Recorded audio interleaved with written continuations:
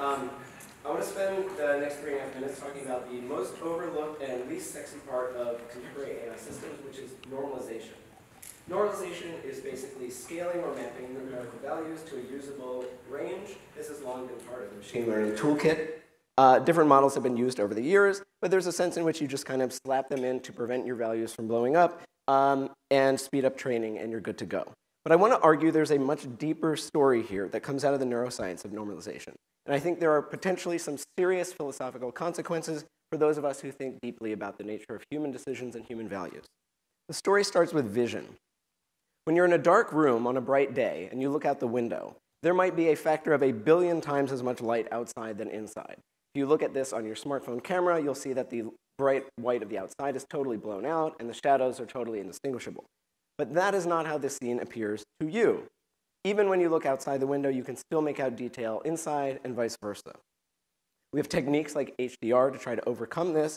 And to state the obvious but profound, we like HDR images because they look more real.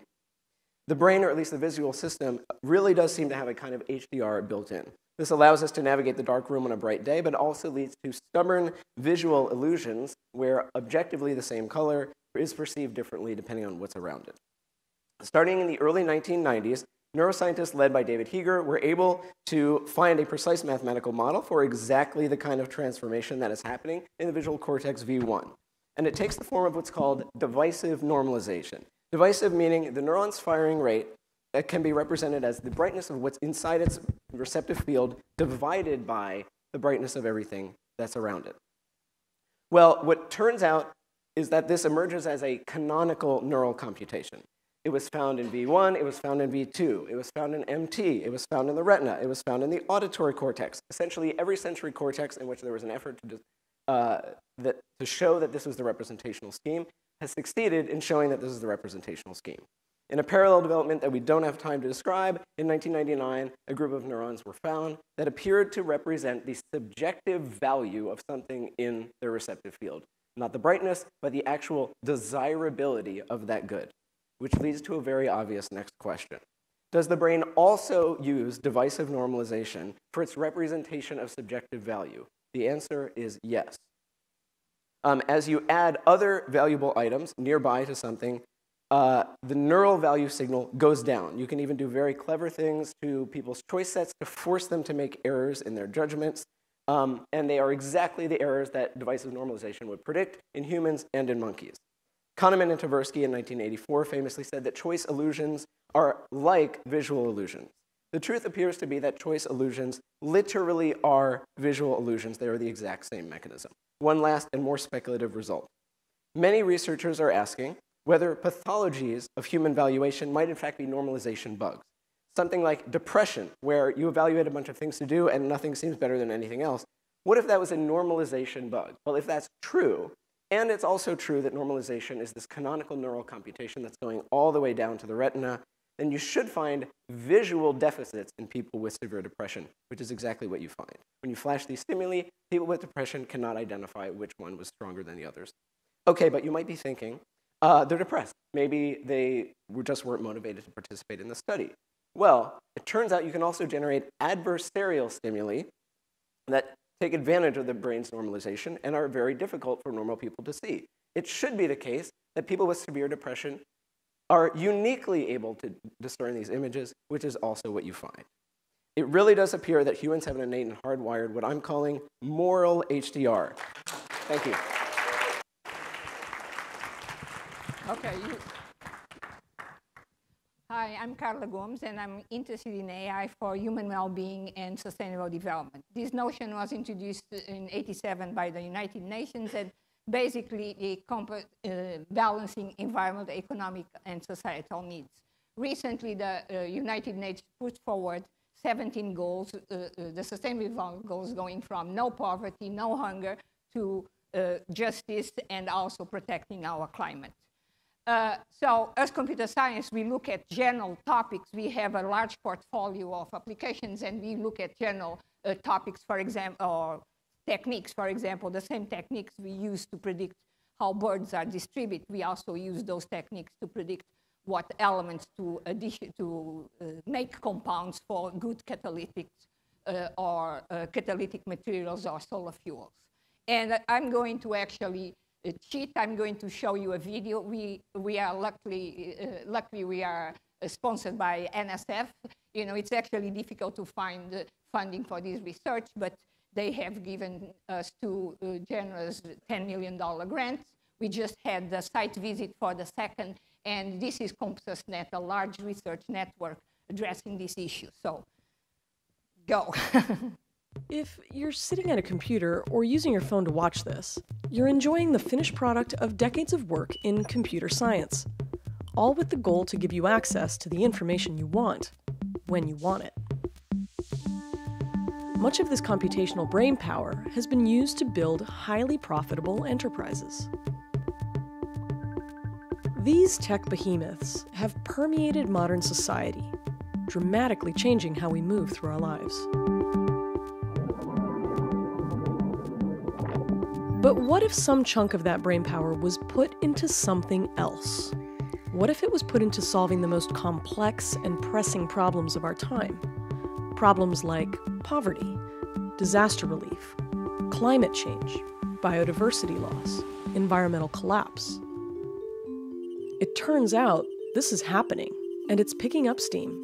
In a new field called Computational Sustainability, first coined by Carla Gomes at Cornell University, computer scientists put their muscle toward making the world a more sustainable and livable place. A network called CompsusNet is supercharging progress in computational sustainability by bringing together computer scientists across the world. The goal is to create a mix that allows them to feed off of each other's ideas. These scientists work on projects that might not seem all that related at first.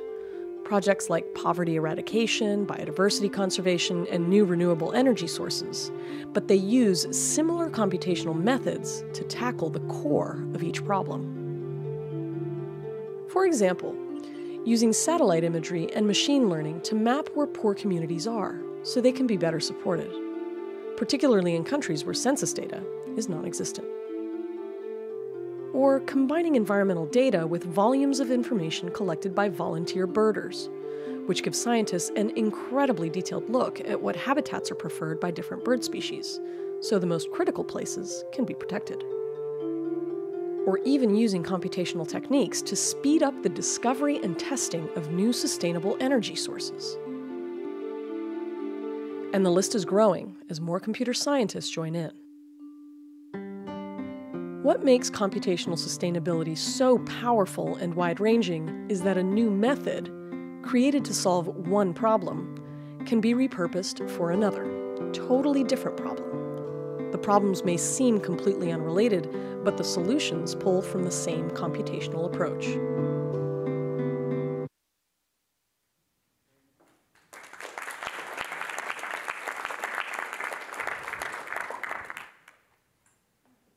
Hi, so I read this quote recently on the MIRI blog by Abram Dembski. It's tempting to draw a direct line from a given research project problem to a given safety concern. So I work on adversarial examples, and it struck me that we have this same problem in the field I work in, so I would try to elucidate a difference or a mistake that people make when they think about these fields. So when I say adversarial examples, what I mean is imagine you have a computer vision system, and it's been trained to recognize objects with quite high confidence, but it's quite easy to find a small perturbation that causes the classification system to recognize this panda as a gibbon with very high confidence. So I want to emphasize that adversarial examples are not a weird quirk of deep learning. All machine learning models are susceptible, and with a few small caveats, there are no known solutions to this problem. So then people will often ask, okay, well, let's say I'm building a real-world system like a self-driving car, and I want to make sure that it stops at a stop sign. What do adversarial examples have to do with my car system? So I would advise to start with a threat model. What I mean is specify the goals for your system, what things could go wrong, whether that's on purpose or by mistake, and then what do you want to be true to achieve the goals despite things going wrong. So the goals that this car designer is coming up with are to always stop at a stop intersection in case of someone putting a weird adversarial sticker on it, but also in bad weather or in case of vandals or something like that. So yes, it would work to put a glitchy sticker on a stop sign and crash the car, But I haven't told you anything about the actual capabilities, knowledge, resources, or motivations of an adversary. And in fact, if you wanted the car to not recognize a stop sign, it might just get knocked down. In fact, stop signs fall down all the time. So if the threat model for your real-world system is that would always stop the stop intersection, even if the stop sign is not present or visible at all, your car can't rely on vision to detect the stop intersection. So importantly, I'm not saying that adversarial examples are nothing to worry about or not a real problem. They're real, but current systems also have even more basic problems to solve, like the stop sign falling over. And this misconception comes up all the time when we're trying to explain why we care about adversarial examples. So why might you actually care? Well, one, problems do exist. If the safety of your system depends on it making no obvious mistakes, like classifying something we'd obviously call a bird as a bicycle, we know this is not a valid safety guarantee because we found adversarial examples, not just making small perturbations, but either translations, rotations, just taking a crafty photograph. All of these are ways your system can get fooled.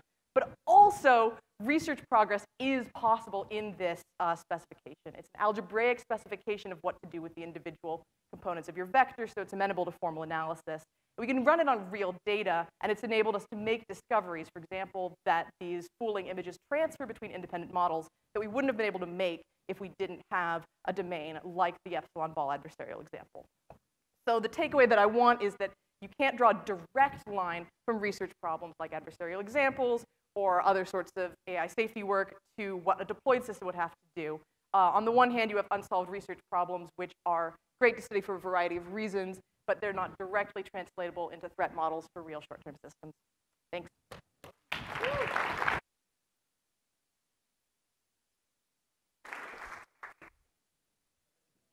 Next, in general, I'd like to ask each presenter to just say their name before their presentation. Thank you. My name is David Orban. Thank you very much for being here. I believe that we need radically decentralized AI and AGI. In my explorations of our globally interconnected civilization, driven by exponentially accelerating change, I came to the conclusion that hierarchical and centralized systems are being displaced by decentralized ones that are going to be at the basis of more robust communities that are going to support dignified human life in the future. And I'm not alone in this. Nation states themselves realize it, inventors, entrepreneurs, investors. As we explore the fractal solution space, finding ever-increasing evolutionary fitness to more resilient social solutions, we need to formally understand what is actually going on. I formulated the fundamental thesis of network society a few years ago that states that sustainable new social contracts emerge from solid technological foundations, and that indeed we are now seeing a new wave of technologies coming alive that are making this possible. The phase transition that we are seeing goes across energy, manufacturing, food, health, learning, finance, security, policymaking, and in context, you understand that this is unstoppable, and what we need is a toolbox for empowering and emancipating people where they can experience and learn what they can achieve. Network society is acting on a master plan that is in current phase, wants to offer people learning tools for 21st century life design skills, going towards political empowerment as our human-machine civilization saturates the solar system in the next 100 years and more, and finally in phase 4 as we try to answer Fermi paradox. A robust computational platform is emerging already today, next generation computing that is itself decentralized.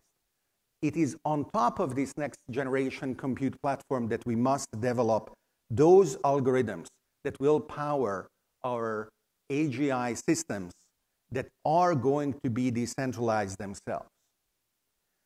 The adversaries that we will be facing are going to be the enemies of the emerging civilization driving the future development, not only on Earth, but in the solar system. And we need all the creativity, human and machine creativity, to face the challenges that are coming to us in the current and the following centuries. Thank you very much.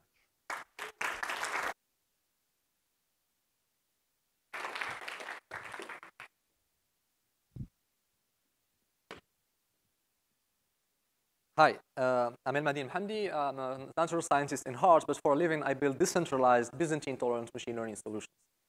So I assume that we are all here for the same reasons. So that when smarter beings are there, we are like this Moroccan donkey. We don't worry and just like relax and chill, because the machine learning solution, or like the AGI, of course, would be Byzantine resilient, and I'll explain what's that. Before I go into that, let's talk a bit about like the primitive forms of AI we have ruling us now. We ask them to maximize watch time, and they end up recommending anti-vaccine videos, and then of course, yeah, we ask them to maximize watch time again, and then a bunch of a tiny amount of YouTube accounts could make a conspiracy video against a teenager surviving a shooting go in the prime time and be on the front page of a video sharing platform. And this was not done by like 2 billion controlled YouTube accounts or like hacking into Google machines. Like a minority of YouTube accounts could do the job. Arguably, poisoned machine learning, so we call that data poisoning. Arguably, poisoned machine learning already kills us. So AI safety is not like a short-term prospect. It's already a pressing issue now. And I don't want to imagine a future where poisoned AGI would be there. Just like short, why we talk a lot about Byzantine fault tolerance in my field, distributed computing. It has to do with a thought experiment called the Byzantine Generals Agreement, just like 3 generals agreeing to attack or not a city, and then provably, if a fraction of them is malicious, they can't agree. And like the processes who can be Byzantine in our world is everything that generates updates of the model. So arguably, learning could be seen as an agreement between data points on a model, and if some of those data points or whoever generates them are malicious, we are screwed. The obvious vulnerability of machine learning today comes from something called averaging. Any sociologist is aware that you shouldn't compare Denmark and the US based on the average income or like the GDP per capita, because it's higher in the US, but no one is fool enough to say that the typical American has a higher standard of living than the Danish citizen. So the smart sociologist's answer is to look at the median. The median is easy to do when you have scalars, numbers that you can rank, but you can't rank vectors. This is an even smarter sociologist called Alfred Weber. He formulated a higher dimensional statement of the median. I would be happy to discuss technical details at the poster later. But like what we did is that we used that to start a line of research we called Byzantine tolerant machine learning for the past 2 years, and then about 30 other research groups followed up. And we have some solutions, good news, based on the median, some bad news based on the fact that machine learning is done in a very high-dimensional, highly non-convex specification landscape, to use Vika's term. And that's like there's some bad news also. But like the takeaway message is like median-based reasoning is okay as long as the majority is correct. Averaging-based reasoning is not okay, even though a minority is not correct. So we have to look at like things like in game theory, like voting strategies, social choice, and like understand what could do right when a minority is only the reliable part. And to just conclude with some good news also for the very short-term issues, in March we will announce a big major update in TensorFlow and other machine learning frameworks, where we rewrote, my systems-oriented friends rewrote the core code of it to make it Byzantine resilient. I would be happy to give more technical details for those who would come at my poster. Thank you.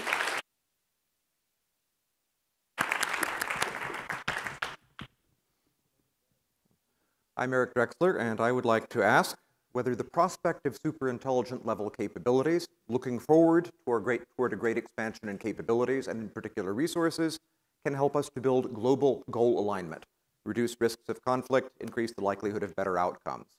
This is a question of whether shared promise can outweigh zero-sum competition incentives. So, what might be zero-sum? AI services, they're software. You can share software. Benefits can be universal. Medicine and environment, similar story. Personal security, everyone can be secure. It doesn't take away from other people's security. This is even true of state security. But resources, material resources, are sort of the original version of a zero-sum game, fixed pie. The question is whether, in looking toward a great expansion of resources, there is a strong motive for conflict or perhaps one for cooperation. So this story is told in a series of diagrams. This one is a simple zero-sum game diagram. We have quantity of stuff for A on one axis, quantity of stuff for B on the other axis. The sum is fixed, there's a straight line trade-off, and competition is direct. Zero sum, more for you, less for more for me, less for you. If we look toward a modest increase in quantity, the story doesn't change that much. It's a 50% expansion. There is still a very strong opposition of the interests of the parties. Now, we're interested not in quantities, in playing games here, we're interested in utility. And utility is usually thought of as scaling as the logarithm of some quantity, money, or in this case, resources. So if we replot those same graphs, the same lines, on a log scale, we have curvature, but it looks qualitatively quite similar. Now, what does this look like? What does the geometry look like if instead of expanding by 50%, it's a factor of 1,000? These two lines move to the lower left. Whoops, first, note, 90% is the extremely unfair case. Taking all of the gains, less unfair, but still quite unfair. Okay, now, these curves move to the lower left, and here is the Pareto frontier at 1,000 times more resources. Looks like this. Some serious qualitative differences. Now, taking all the gains is the extremely selfish outcome. Taking 90% of the total is still a big win for B because there is so much more, such a large expansion in resources.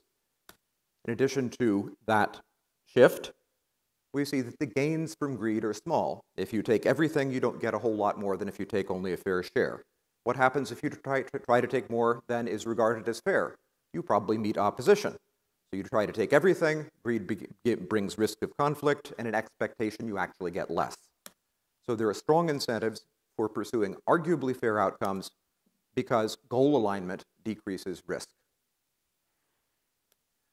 So if the prospect is enormous shared global benefit, in particular expansion of resources, this can help to align the goals of global civilization and help to build, my Chinese isn't very good, let's see, new international relations with win-win cooperation as the core, to quote President Xi Jinping.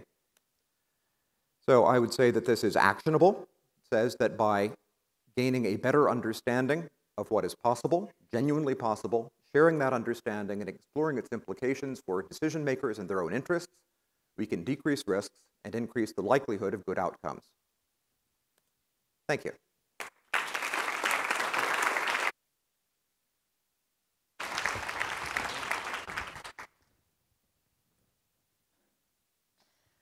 So in this talk, I would like to advocate for ethically bounded AI. And by that term, I don't mean AI systems that have a bounded ethical behavior, but I mean AI systems where the ethics considerations are able to bound their freedom and creativity. So why would you like to bound their freedom and creativity? Machine learning gives us a way to specify to AI systems what we want to get from them without telling them how to get to that goal. And this, of course, gives them a lot of freedom and also the possibility to find solutions that we would not find ourselves. So that's a positive thing. But it also gives them freedom to do things that are rather unexpected and possibly not desired.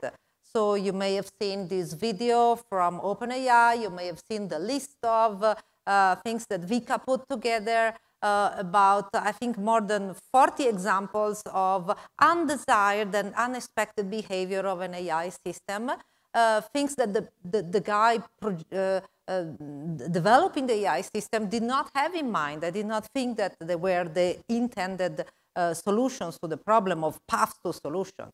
So, of course, freedom is good. But because we want the system to be flexible, to cope with the uncertainty of the real world, however, we need to bound that freedom if we want to eliminate unacceptable behaviors. So, of course, this also has to do with the fact that you want, that you have always this tension between systems that are following the preferences of those that are supposed to get the benefit of the system. But on the other hand, you also have social norms and rules that define what is acceptable as a behavior of that system. So you have to combine these two things. So that's the idea that I have for ethically bounded AI, of systems that, yes, they are free, they are creative, but at the same time, they should follow some boundaries for their freedom defined by ethical and impactful consideration that we have in mind. So, of course, there are a lot of things that needs to be solved and addressed in order to get to these systems. Because we want, as you know, we have listened already during these days, that of course my idea is that AI systems should work together with humans in teams, because they should support humans to specify their preferences and achieve their goals. We have a lot that we can get out of machine learning techniques, combined possibly with symbolic techniques. We can gather, information from data to get correlation, and this is useful, we know, for predictions. There are many people that work also to gather and infer causality information from data, and this is useful for intervention instead. I believe that still there is a role for symbolic AI, especially in communicating with human beings, because we are used to work with symbols.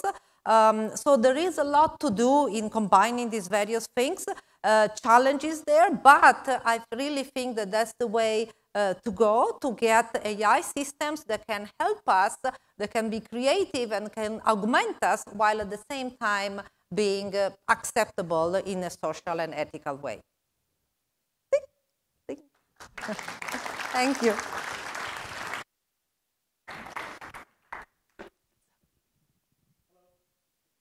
Does it work? No, now it works. I'm Eileen from Future of Life Institute. Let me start with a quote.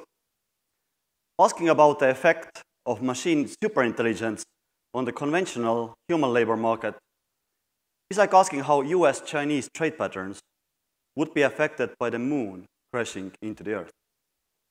There would indeed be effects, but you would be missing the point. That's Eliezer Yudkowsky. I've been in this AI safety business for about a decade, and I've seen it grown from like just a handful of weird people in Silicon Valley to something that resembles like a pretty substantial scientific field now, and even like a sort of set of scientific fields. So it has been an awesome journey. Now the problem is that, like, as the field grows, there's like an influx of people that come here with, like, obviously with their assumptions that they inherit from the previous life.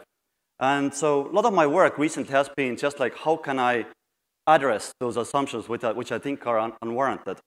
And one of those assumptions, for example, is the assumption that AI risk is limited to adverse social developments, perhaps with industrial revolution as a benchmark of the maximum impact AI can have. So to calibrate people and try to get them to kind of loosen their assumptions, I've experimented with painting AI risk as potentially extreme environmental risk, such as comparable to moon falling into the Earth. Recently, though, what I did, I developed a sort of visual aid that I call AI Arrow, and everyone here is welcome to just use it in their conversations. It's yarn.online/arrow, which basically depicts, like, as we know, the current situation. Like, we have the basic AI research that is supplying results to applied AI research, that's then specializing those things and training for different domains, which result in applications, and those applications have social impact, and there we need ethics, etc., which is a reasonable thing how technology has worked so far. And the problem is that the newcomers assume that this is the only thing that we need to focus on. However, I think the biggest risk actually comes from the top of it, when this top, because the basic AI research is causing the entire arrow moving up in a competence axis, and it will at some point hit humans, the level of humans, and then civilization. Now, the interesting thing is that, so like when I've used it, like people seem to get it, that the problem in these is very different that we get from there. And it also like, it has a few nice properties. It says that the top of the arrow could be very few people, for example. And the other thing that it does, that I'm pretty proud of it, that it indicates is the uncertainty about how much time we have left here and between those lines. So it kind of divides the situation into nicely into three regimes: subhuman, what I would call takeoff perhaps, and then superhuman. Oh yeah, actually I would just add at this point that the difference between humans and civilization is that civilization is able to do things like that, whereas individual humans are not. So like as long as the AI is within those two lines there, it can be constrained. And if the distance between those lines is big, we will actually have some very different problems when it's actually just a few minutes. And so there's a lot of research that would be helpful. And I know that, for example, AI Impacts is doing it to actually determine what's up there. Thank you.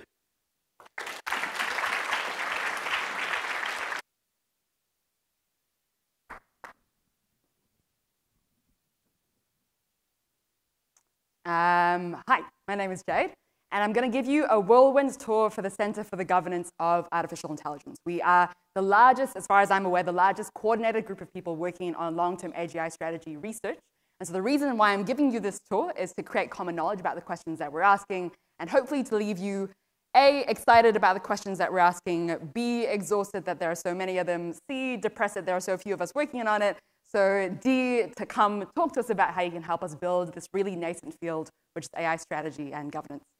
Our research broadly breaks down into 4 clusters, and I'll go through each one of these in turn and give you a flavor of the kinds of projects that we're working on. This is very much the tip of the iceberg of the work that we intend to do and the work that we've done to date. So there's a lot more to dig into here in conversation.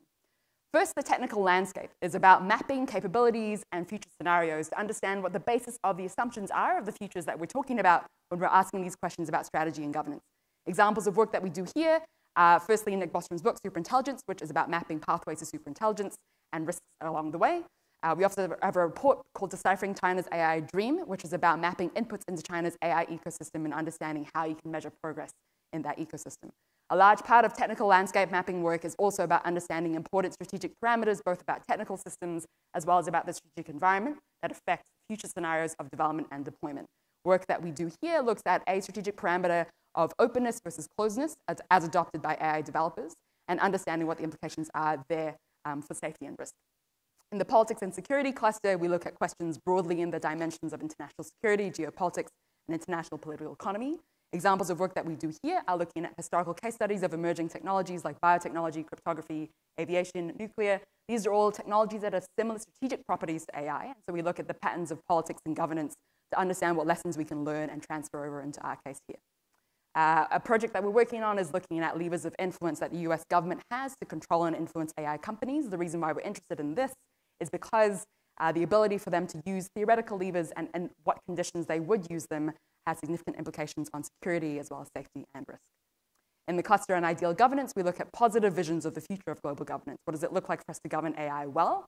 And what institutions, values, norms, principles do we need to put in place now in order to drive towards those futures of positive governance? Work in this space is this Policy Desiderata paper by Nick Allen and Carrick Flynn, which looks at placing considerations on what we should be thinking most about when we're talking about long-term AI governance and policy. A lot of the work that Alan mentioned this morning about our public opinion feeds into this broad umbrella of ideal governance because it's important to consider what the public thinks and what they consider legitimate transitions towards transformative AI. So we have a report coming out which reports on a lot of our analyses when we've surveyed the US on their thoughts on AI in the near future. Finally, this cluster on policy looks at bringing all of these theoretical and conceptual considerations down to present-day conversations. What should we be seeding and advocating for today that will lay the foundations for a lot of this long-term AGI strategy to go well? 2 projects to mention here. One is an AI social responsibility framework, or what we call an AI race to the top. Does that mean I'm out of time? That means I'm out of time. The last thing I'll say is, I got time, yes. This framework is about incentivizing private AI firms to sit around a table and commit to a common responsibility to deliver towards the common benefit of humanity. In a very similar vein, a project that we're working on is the Windfall Clause project, which is an idea for an ex-ante commitment that firms can take to redistribute profits that they incur if they develop AGI. The last thing I'll mention here is that we've talked a lot about research. We also do a lot of engagement work. We do very deliberate conversations with governments and firms and various other stakeholders to try to understand how we can provide insights to them to inform decisions and activities that they're taking out today. I have gone through a lot in a very short amount of time, in a very stretched 3.5 minutes. So if you want to follow up, please come to conversation.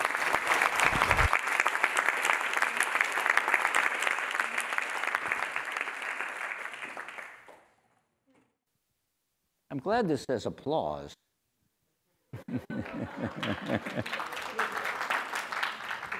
Okay, I'm a moral philosopher, and one of the hazards of being a moral philosopher is that people come up and ask you about the trolley problem.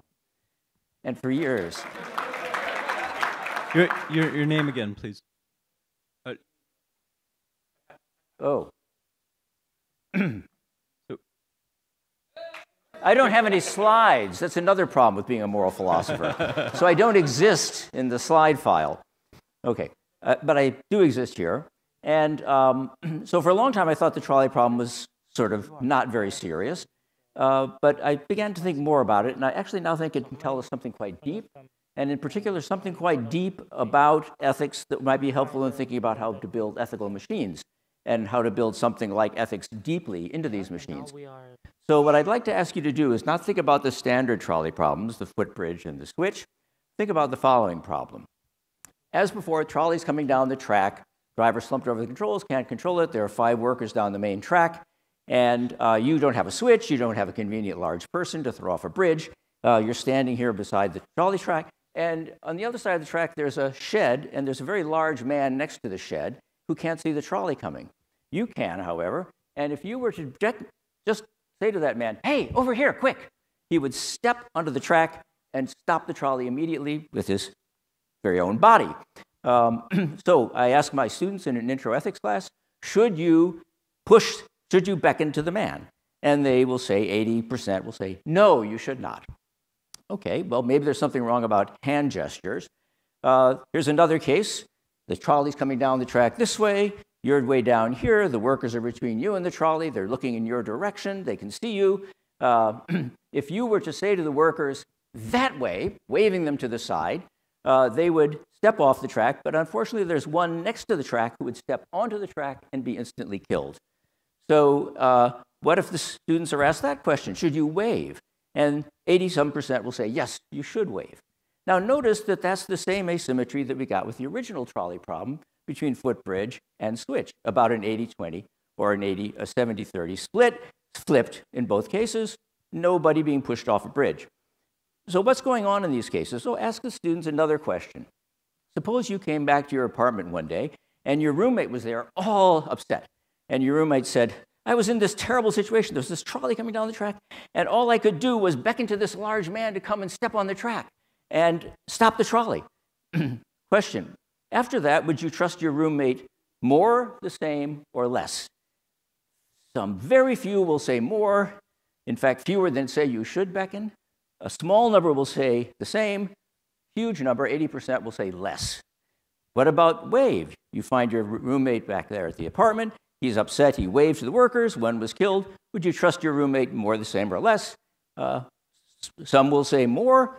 Most will say the same. And a few will say less. So that profile of trust, interestingly, is the same that you get if you ask them that question about footbridge and switch. The same distrust in the case of footbridge, the same no net effect on trust in the case of switch. So what might that tell us? Maybe what's going on in these judgments is people are not just trying to apply a principle to a given act. They're asking the question, they're running a simulation in their mind, what kind of a person would do this? And when they ask that question, they come up with a response which is either favorable or unfavorable to taking the action. Now, that kind of modeling of the situation and of the agent, that is the kind of intelligence that deep learning systems can acquire. They can learn about actions, tendencies of actions, modeling individuals, modeling situations, doing projected alternative possible futures, and then attributing those backwards by inverse learning to the model of the agent. That's the kind of learning they could have, and if they did, it would be a deep part of them. It would be a deep part of them the way it's a deep part of my students, as part of their deep understanding of humans built up by their long experience of what kinds of people do what kinds of actions. Thanks. Okay, thank you very much. Thank you, Peter. So that was Peter Relton. Is Jamie Fisak in the house? No. Okay, so we're moving on. So on to James Miller. Yes, well, I have one slide, I don't need it, it's okay. So there have been countries that have desperately wanted to win Olympic Games. What do? They find extremely talented children, and they make sure the children get the best possible coaches. They make sure the families of these children know, look, this kid doing well in gymnastics, that'll determine, your kid will have a fine life. Don't worry about all the normal games of getting into college or whatever. Well, a lot of us think the fate of humanity is going to come down to our quality of our AGI programmers. What if we did something similar? Let's identify children with the potential to be fantastically qualified AGI programmers and give them like a $100,000 a year Elon Musk scholarship in which they have to spend a few hours a day programming computers and learn the AGI safety literature. The money has to be enough for the parents to say, yeah, my kid doesn't have to do the fake charity and the fake leadership thing to have a chance of getting into MIT. Because this is enough money and it's prestigious enough where my kid is set. Now, in order for this to work, we have to ask some questions to see if it would work. First, can we identify children who have the potential to be fantastic AGI programmers? Probably. I think our best tool is IQ. There's a lot of evidence that children who do really well on IQ tests, so like top 1 in 10,000, 1 in 20,000, do have very successful careers. And there are organizations of children who have exceptionally high IQs, so we could certainly reach the parents of these kids. Then we have to ask, well, just because we give them the scholarship and they train, would they actually end up being AGI programmers? Not all of them would, but we're all probably willing to play expected values. We certainly could make their comparative advantage being an AGI programmer if we can dictate what they have to learn. And of course, you can make a lot of money as an AGI programmer, so it's not like we're trying to get them to do dance and not have a very bright future financially. Then would this training help? Would it make them better AGI programmers? And a lot of you know the answer to this. What if from age 8 to 18, you spend an extra hour doing programming or learning whatever math you would? Would you now be better? Would you be, those of you working on AGI safety, if you had, again, from 8 to 18, an extra hour or two a day working on things that experts said you should work on, would you now be better equipped to help humanity survive? The answer is yes. If a lot of you think it's yes, this might be worth doing. And then, of course, we have to ask, well, will this do good? Will the kids actually care about safety?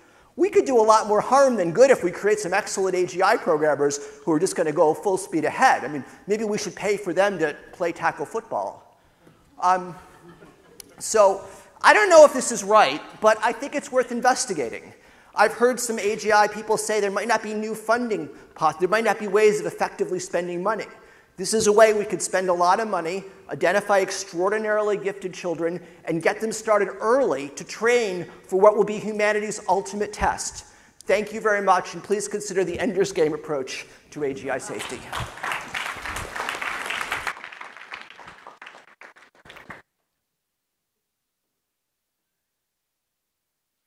Hey, I'm Jan Leike, and I'm going to try to explain to you one of our ideas how to align advanced AI with human values in about 3.5 minutes. So reward modeling is great. Reward modeling is the basic idea where you train an agent with reinforcement learning with a user in the loop. So the user looks at what the agent is doing and gives a bunch of feedback, and that feedback is used to train a reward model that kind of captures the objective of what we want the agent to do. And then this reward model can then be used in turn to train the agent with reinforcement learning. So this basic idea is great because it lets us split up learning what to do with learning how to achieve that. And kind of rests on this assumption that evaluation on task is easier than producing the right behavior. But the question is, how do we scale this to really complicated tasks that are actually really difficult to evaluate. So say I want to train an agent that does AI research. And now I spin up an agent, the agent does a bunch of epsilon greedy exploration and produces a paper. And now I'm in this awkward position that I now have to read and evaluate the entire paper and figure out whether or not it's good, so that it can give the kind of feedback that I need in order to train the reward model. So how do we do this? And this is this idea that I want to present, and that's called recursive reward modeling. And so the basic idea is I need to evaluate this research paper, and there's a bunch of dimensions which I care about in this paper, right? It should be well written, it should be novel, and the experiments should be performed correctly and support the overall message of the paper, and so on and so on. And now, what if I can train another agent on each of these sub-problems on the evaluation, and train one agent to kind of look at the paper and tell me whether or not it's well written, another agent to tell me whether or not this paper is novel, and so on. And if I can if I can use reward modeling to train each of these agents, and they kind of give me an answer or a summary of the assessment that on the dimension that I assigned them to, then I, as the user, can kind of aggregate all of these judgments into one overall judgment that can then be used to train the main agent that is trying to write the paper. And so to kind of illustrate that schematically, we have this big reward modeling loop where we train the agent to write a paper, and then the user is in turn assisted by all of these agents that are in turn trained with reward modeling. And then, of course, we can keep iterating this process. And the kind of basic idea would be that this allows us to scaffold our way up from solving easier problems in more narrow domains, namely just evaluating one aspect of what the agent is meant to do, to more and more complex domain, more and more complex tasks that are eventually beyond human level. So we have a paper that got put on archive about 2 months ago on the blog post that you should check out. Thank you very much.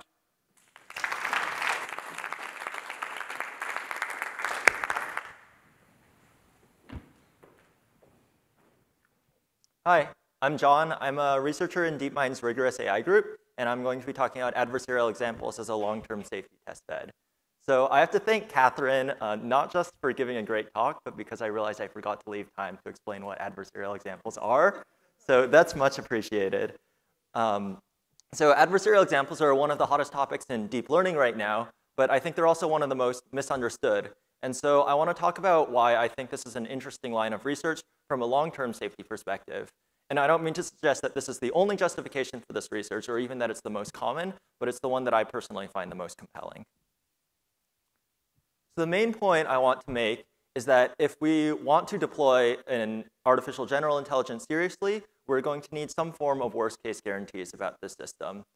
And the classic example of this in the safety literature is something called a treacherous turn, where in theory you could have an agent which performs societally beneficial actions up until a certain point where it decides that taking control of the system for itself would better maximize rewards. And this negative action could be enough to offset all the positive actions it's done so far. And so the general point I'm trying to make here is that any system which on a limited number of samples performs well could still have some very rare but extremely catastrophic failure. And so we need some sort of worst case guarantee against this. The solution that adversarial testing proposes is that we evaluate our system on inputs generated by an adversary designed to trigger these types of catastrophic events. And so in the extreme case where we have an optimal adversary, then evaluation is now simple. We just run our agent against this adversary. If it triggers the condition, or if it doesn't trigger the condition, then we know we're safe. And all the difficulty in practice is going to be setting up our adversary and the agent itself in such a way that we actually can analyze the agent with this adversary. And the good news that I want to point out is that this is a problem where we don't have to wait until AGI to do empirical tests. We can test whether these types of systems that we design now can be analyzed in this way. And so we can make progress. So I'm going to skip a few slides in the interest of time. So I think from an ML perspective, this is a little bit unusual in the sense that it's not obvious that we should be able to get worst case guarantees at all, but I'll claim that in a lot of cases that we care about, we actually can. Just a few examples of things that we can do right now. One specification is that an output of an image classifier remains the same for all perturbations less than some certain size. For RL agents, we might ask that our humanoid controller remains standing for all possible inputs, or that our car does not crash for all possible racetrack shapes. And in all these cases, even though there's this, in principle, exponentially expensive enumerative search that we could do, there are other procedures we can do which are, in practice, much more efficient and allow us to train robust controllers very efficiently, often in linear time.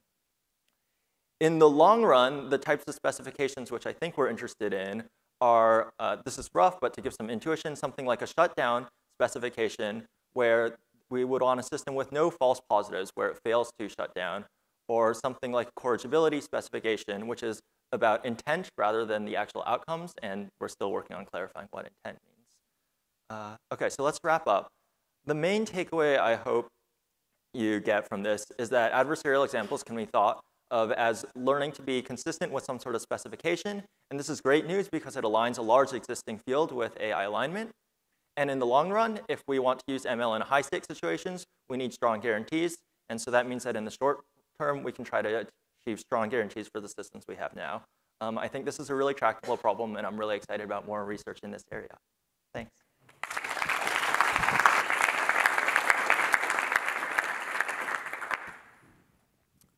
Hi, Max Kleimanweiner. I'm going to share some work with Josh Tenenbaum on reverse engineering the moral mind, or how to scale beneficial AI the human way. And we believe that discovering a computational account of human morality in engineering terms is a really key way to understand both how morality works and why it works, and in particular, how to best protect, develop, and advance human morality in an era of increasing artificial intelligence. And to do that, we really need new tools. We need to go beyond just pattern recognition type techniques, which have largely been driven by advances recently in deep learning and machine learning. If we want to solve an unbounded space of moral problems, including ones we've never faced before, many of which are the kinds of problems we've talked about at this workshop, such as interesting kinds of hypotheticals, really show how morality displays this infinite use of finite means. There's an infinite kinds of problems. And it's not enough to just do moral pattern recognition. We really need to model the moral world. We need to really understand moral intelligence. Okay. So to do this, we need new tools.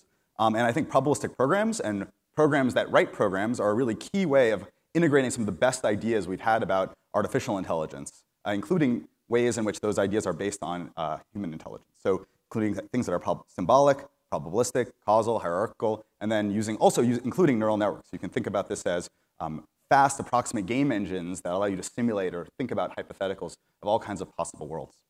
So just to give you a sense of what that looks like for a setting that might involve a moral setting, like helping or hindering, we can think about models of agents and how agents might model other agents. So I want to just draw your attention to this middle video, where you can see Felix Wernicke sort of bumping into this cabinet, and this is an 18-month-old child, and he walks over, opens the cabinet, kind of helping Felix. So in some sense, this is an 18-month-old, and it's displaying much more flexible one-shot helping behavior than anything that we have today. So if we can really build the systems that are like this child, we'll really have a great shot at building helping systems. We've since extended this approach of agents that can model other agents to think about situations that involve not just one agent helping another, but actual cooperation, where agents work together to deliver a collective outcome. And so we've looked at cooperation and all kinds of coordination settings that involve figuring out conventions and norms, when to cooperate and how to cooperate. And these new approaches based on also deliver, we can show that these kinds of cooperation systems are quite stable and deliver new approaches to things like iterated precision level that outperform existing approaches, and kind of explain in some ways why humans are super cooperators and how we might look at the principles for building a super intelligent cooperative AI. Finally, we don't just cooperate with each other, but we also think about how might we cooperate with someone we've never met or someone we might never meet again. And different societies do this in different ways. So that is a strong suggestion that these types of moralities are learned. So we can look at how we align young children to the moralities of our culture, and we've posed these two different kinds of moral learning or moral value alignment that might be at play in how children learn their moral values. This idea of external alignment, which is this idea that children might value the values of those that they value. So this kind of recursive notion of how children might come into their moralities. But if we want to understand where new moral ideas come from, we can also think about how moral value alignment might work internally, where you might have conflicting moral principles or experiences that conflict with principles, and how those might lead you to change or adapt your moral values to these new scenarios. It's going to kind of explain some of the infiniteness of our moral systems. And then finally, I just want to point to some recent work we're doing with Sidney Levine on formalizing contractualist or systems that can reason about rules, negotiate with those rules, and renegotiate them in a new context. And I believe these systems are really key. Understanding them in engineering terms is going to let us better understand ourselves, let machines be better partners for humans in moral decision making, and really show a path maybe potentially for scaling beneficial AI by thinking about how humans do it. Thanks.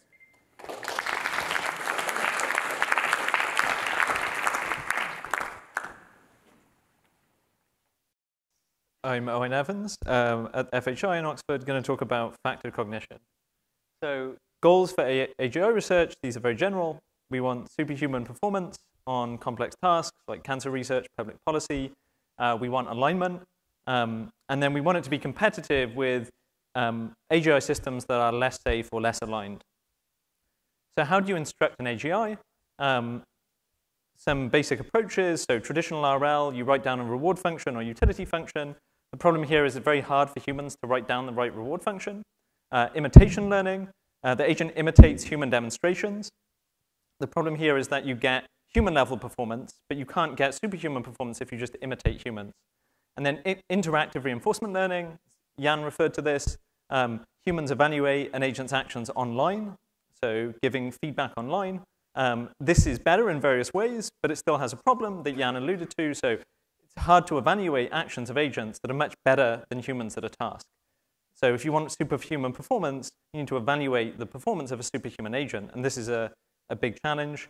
If you knew nothing about biology at all, like you're a hunter-gatherer thrown in a biolab, you have to evaluate this behavior, like what reward signal do you give to this particular action that's being performed? So how can we instruct AGI? Humans can't do it. So one alternative is to have the AI help instruct itself, so a bootstrapping approach. The key idea to the kind of bootstrapping that we're thinking about is that you have many copies of an agent that are going to work together, and they're going to be smarter or be able to produce better training than that agent can on its own. So we're going to use many copies of an agent to help instruct that agent. And then you initialize this by having humans instruct the first iteration of this agent. So this is basically Paul Christiano's iterated distillation and amplification. It's closely related to DeepMind's work on AlphaGo. And this gives rise to a particular question. If we want to make use of many copies of an agent, we need to be able to decompose tasks into subtasks that the copies can solve. And so one thing I'm working on in collaboration with Ort is, to what degree is this possible? And it gives rise to a hypothesis. This is this kind of strongest version, that any reasoning task can be recursively decomposed into self-contained subtasks that a human can solve in 10 minutes. So could be more or less than 10 minutes. But the basic idea is that like any reasoning task can be broken down into small pieces. If that was true, then this approach to AGI looks more feasible. And at the moment, we can't really do AI-based experiments testing this hypothesis, but we're doing experiments with humans. So the idea is build software which helps humans solve tasks in this kind of factored, decomposed way, and then see what kind of things they can actually solve. So one question is, can a group of humans understand a long text where each individual only gets to read a single sentence from the text? So they've got to then put together that understanding of individual sentences to understand the whole. Can a group do programming problems when each person only spends 10 minutes? Closely related project is, can machine learning enhance human reasoning and decision making? Can we improve ethical reasoning, scientific evidence evaluation using machine learning? There's a similar problem with this. How do you tell when human reasoning has been enhanced? It's closely related to alignment. And factor cognition is something that might play a role in this kind of work as well. So that's all. Thank you.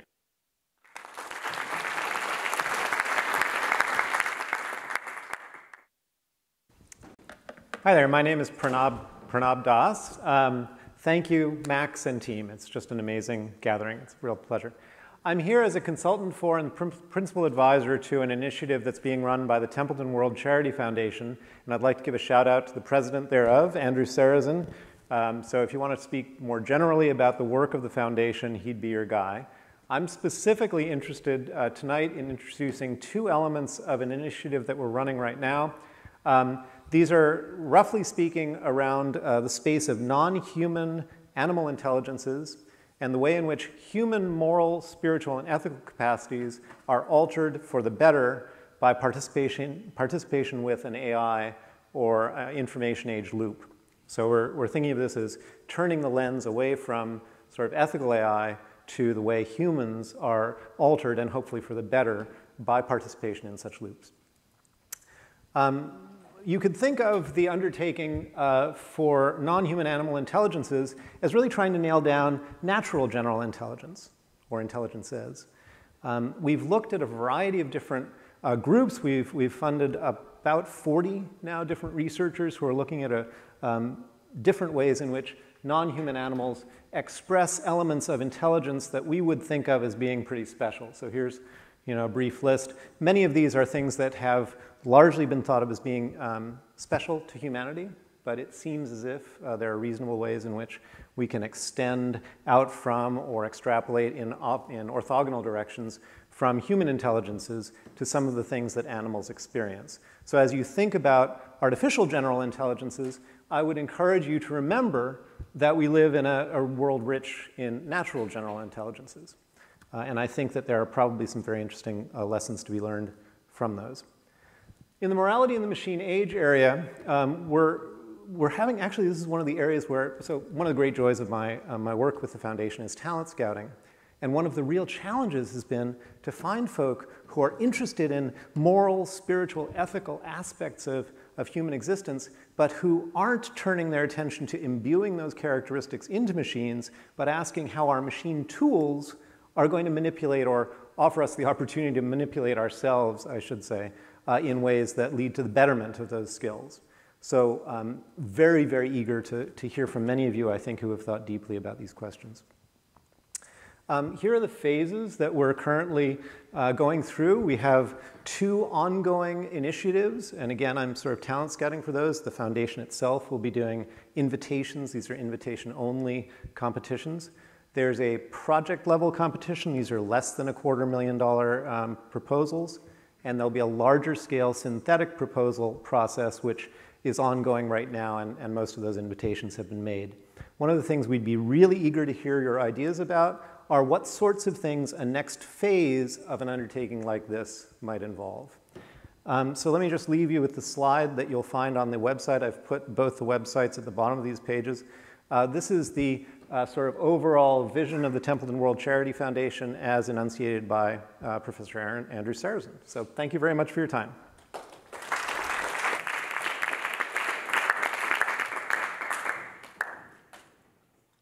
Hello, I'm Richard Malla. I'm going to be discussing and presenting on a series, or I should say a set of techniques that I believe are likely underutilized and underexplored within the safety community.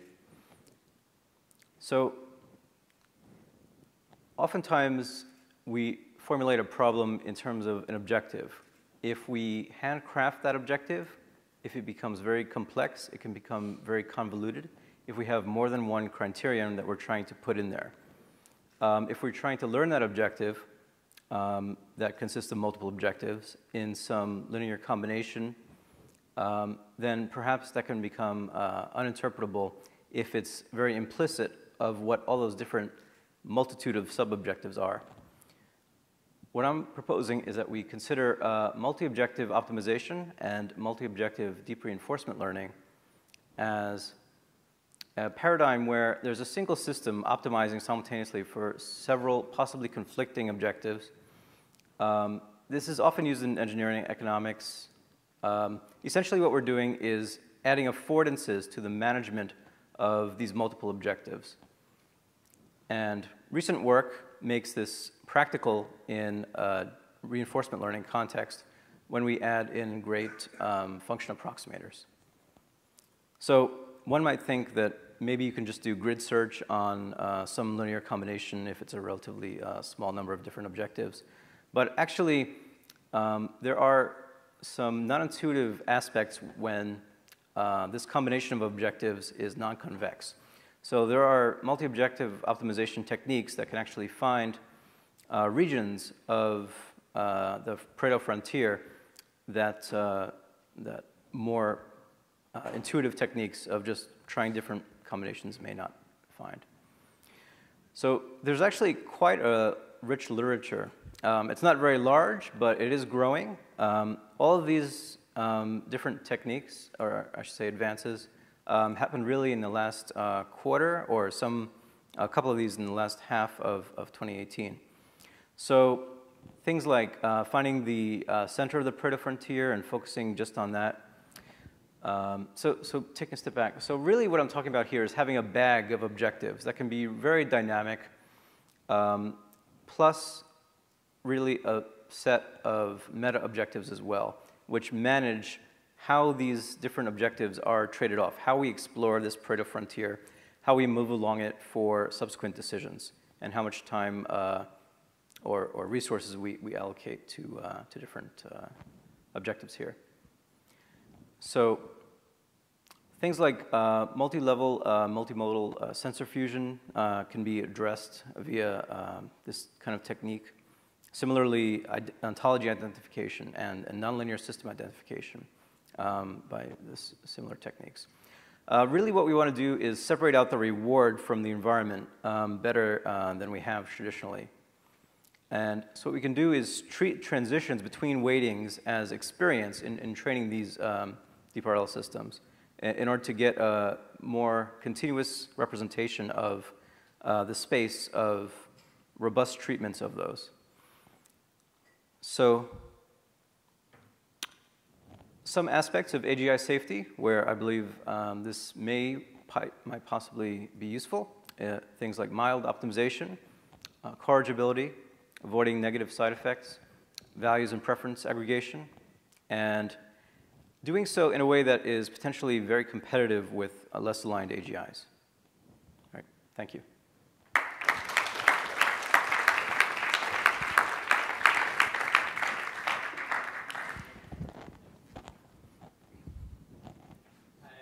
I'm Rohan, and I'll be talking about decomposing beneficial AI.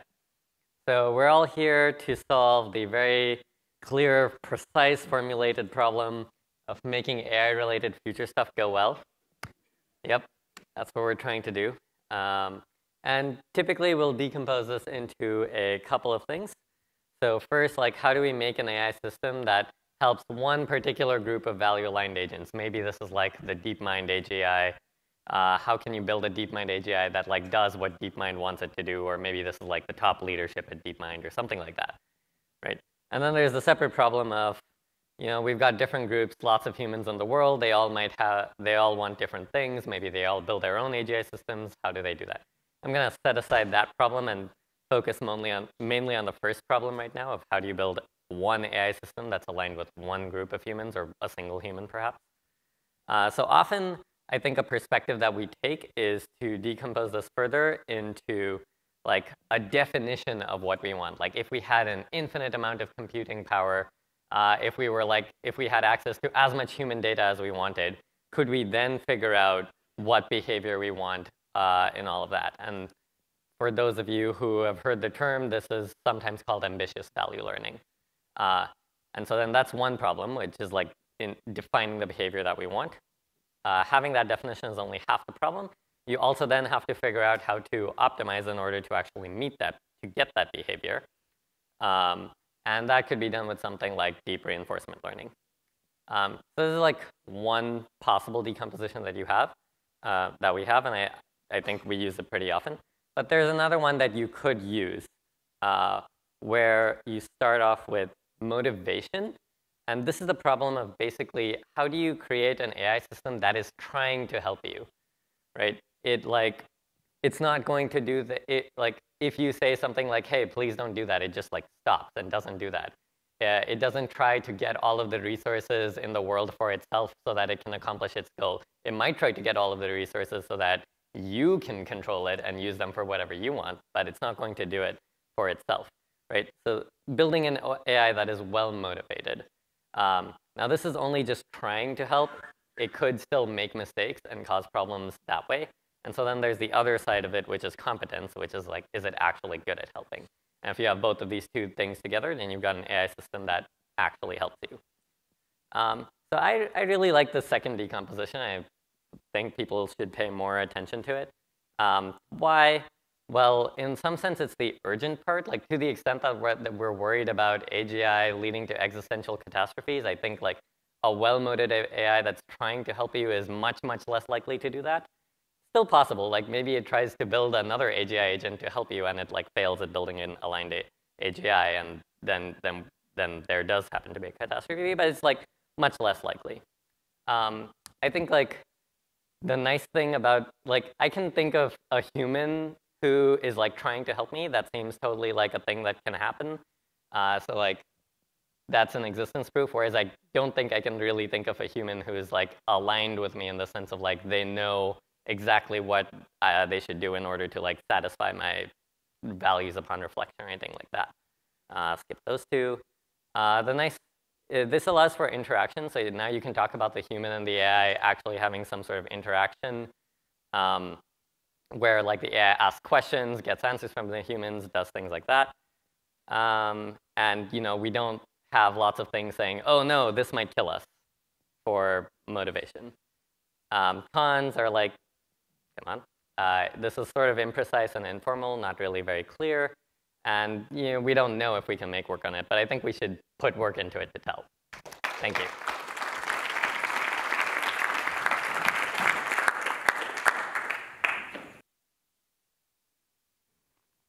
Hello, I'm Roman Yampolsky. I waited so long to give this talk, I grew a beard. So I think we heard enough about artificial intelligence. I'll tell you all about artificial stupidity. It's not a new concept. In fact, it goes back to the history, very beginnings of the field of AI. Alan Turing, when he proposed his now famous test, talked about how important it is not just to make machine capable, but also to teach it about limitations of people in different domains so it could pretend to be a human. One example is limitations in mathematics, for example. If you tell human to add two huge numbers, they're likely to fail at some level, but they can add maybe some medium numbers if they're easy, and so on. So the idea is to teach machines about those limitations so they can employ this knowledge in many domains. Obviously, there is use for it in value alignment. I'll talk about that. But there are also some benefits in narrow AIs and reasons for doing it. So why? Why would we want to do it? Obviously, you needed to pass the Turing test if you're interested in this type of stuff. It also helps to understand people better. So if I know your limitations, I know what you understand, what you see, what you don't see, I can interact much better, communicate. There are definite advantages. If we have household robots, we can make them more relatable, social robots, sex robots. It's good to know limitations. In many domains, I don't want to get into each one. I suggest you read the paper. It's available. But how? How do we actually learn this information? Depending on the domain, this concept has been studied in psychology and economics, many different subfields under different titles, but always we're kind of trying to understand what are the specific limitations. I don't know if you can see this visual illusion behind the podium, but for those of you who can see, do you notice any effect? I don't know if it works on this screen. When I put it on Twitter, I got something like 250,000 engagements, which gave me 1 extra follower. So I don't know how Twitter generates money, but the point is, it's a picture, it's not a video. Many people think it blows their mind, it's visual, it's moving. How does it work? We need to understand things like that. We, in fact, tried to teach computers to generate visual illusions. It didn't work well, but we have a data set available if you want to do that. So the idea is to learn about different limitations, not just physical, biological limitations, but all sorts of limits. There is beautiful literature on cognitive bias, and we try to kind of see how those limitations can be beneficial for making safer AGI. The most famous example of limitations is the short-term memory limitation. We typically assume most people will remember 7 units of whatever information, plus or minus 2. That's why phone numbers are 7 digits long. So we've already seen applications of this idea. As I said, it's not new in games. You can pick easy level. We've seen it with chatbots pretending to be more human and mistyping things. And the recent demonstration of Google Duplex included people encouraging machine to make unnecessary sounds. Like, So the person they called actually believed it was a real human.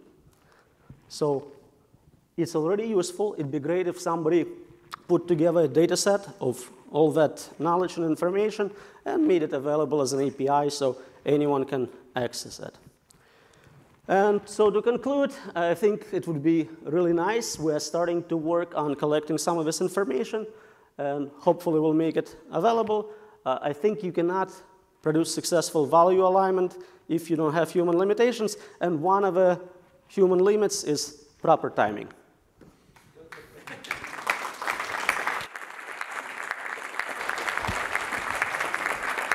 Good evening. How is everyone doing tonight? My name is Tim Huang. I'm thrilled to be here and excited by the opportunity to speak this evening to you all. I'd like to speak tonight about something which has become an accepted part of the discourse around safety, and that is the frequently cited distinction between near-term and long-term AI concerns. The notion is that there are a set of concerns which are on one hand near-term, fairness, equity, bias, and on the other hand, there are a set of concerns which are long-term, global security, existential risk, safety, and so on. The reasons for this distinction are partially substantive, but I want to recognize this evening that these distinctions have been mostly arbitrary. They have been driven by misunderstanding, recrimination, and conflict avoidance over the last few years. And I want to put forth the argument this evening that this distinction between near-term and long-term is not only intellectually unsound, but it has also made the world less safe. First, that the distinction between near-term and long-term is intellectually untenable should be obvious. The near-term is inseparable from the long-term.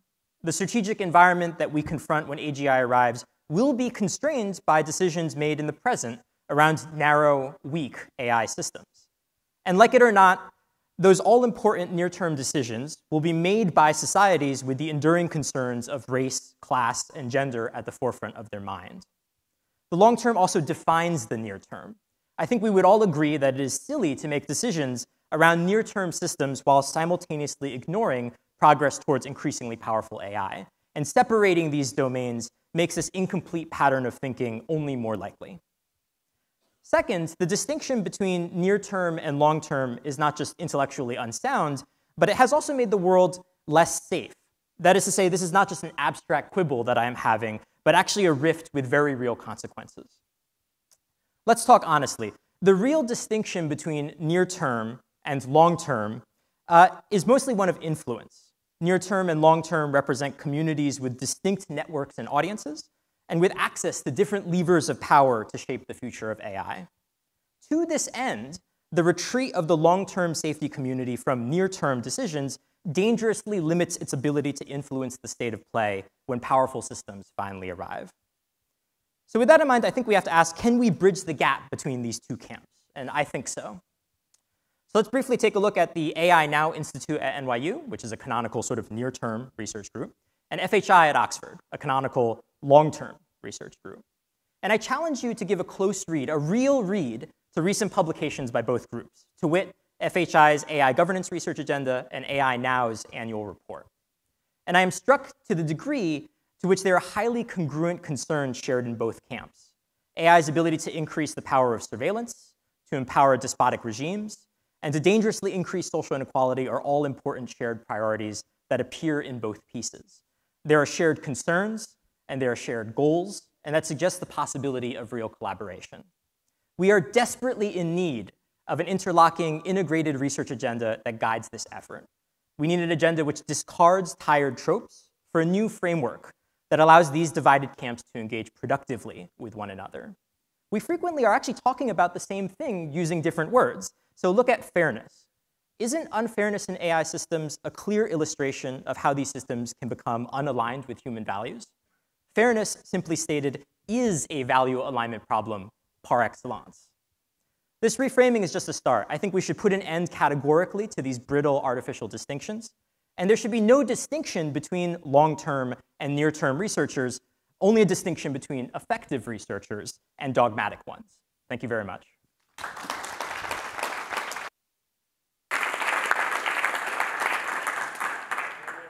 My name is He Zheng. I come from Chinese Academy of Science.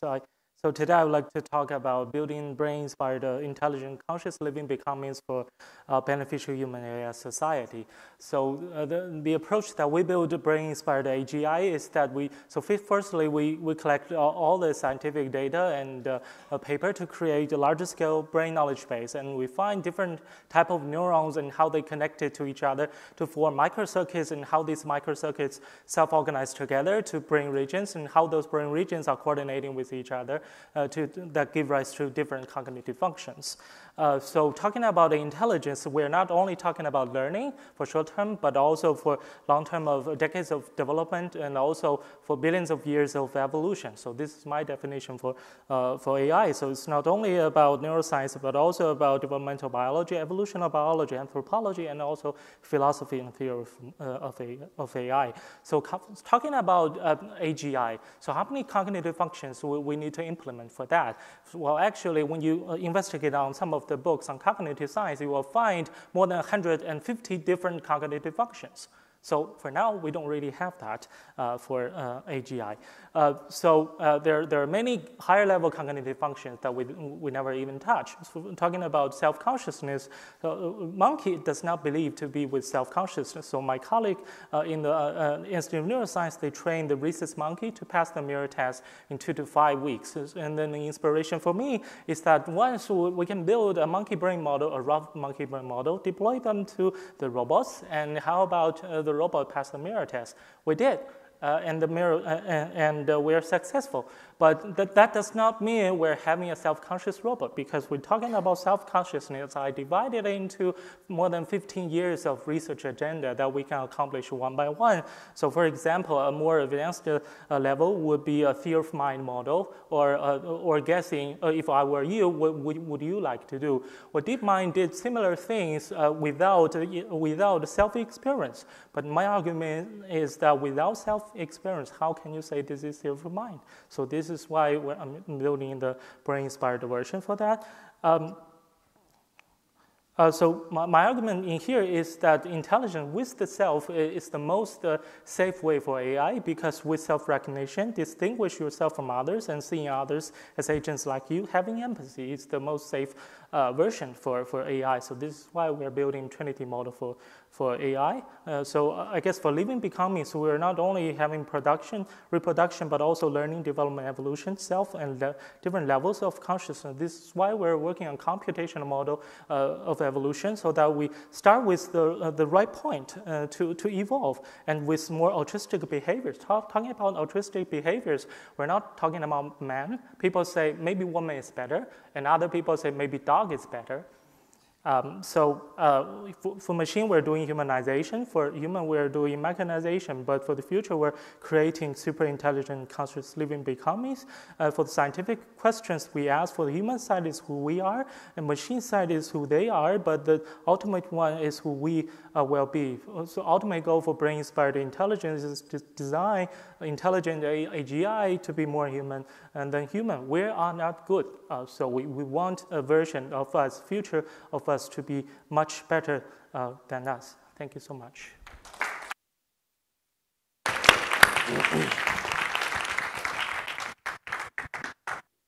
Hi, thanks for sticking around this long.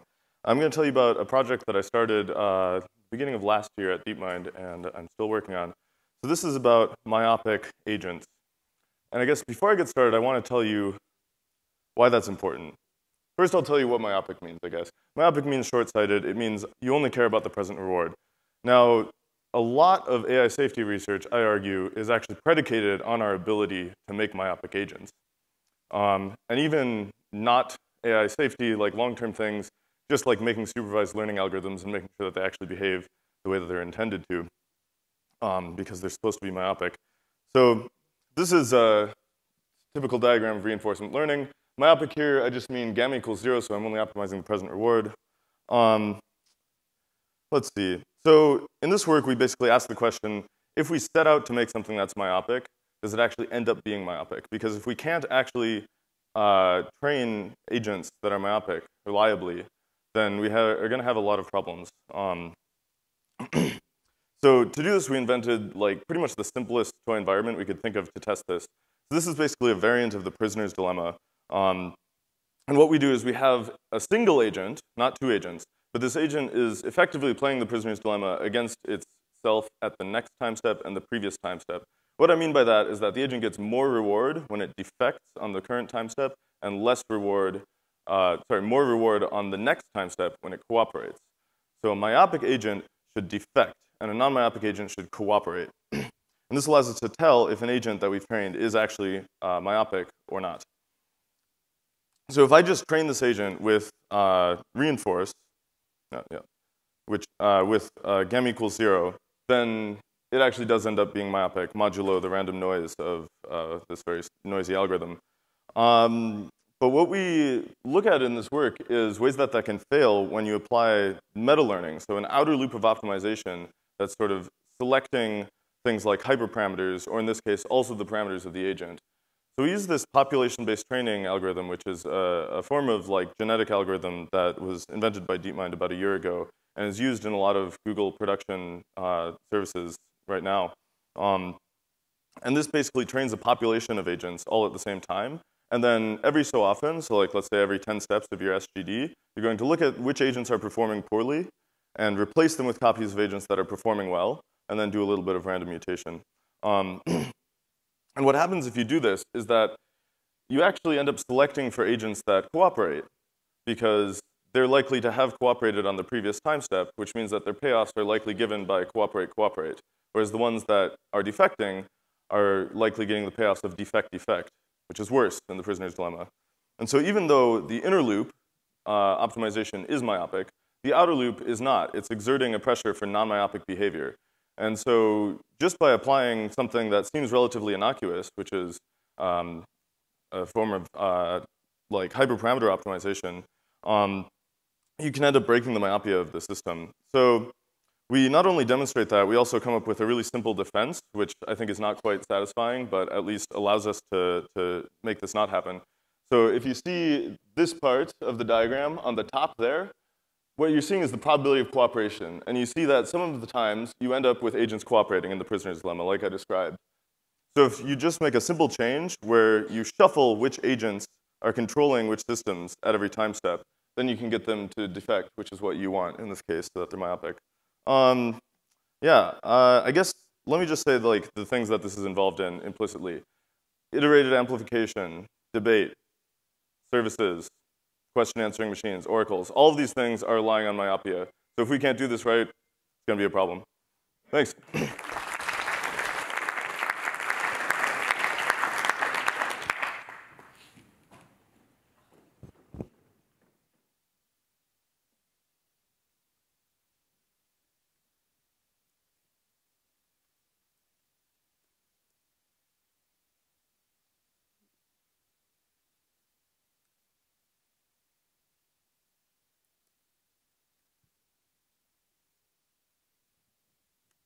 Hi, everyone.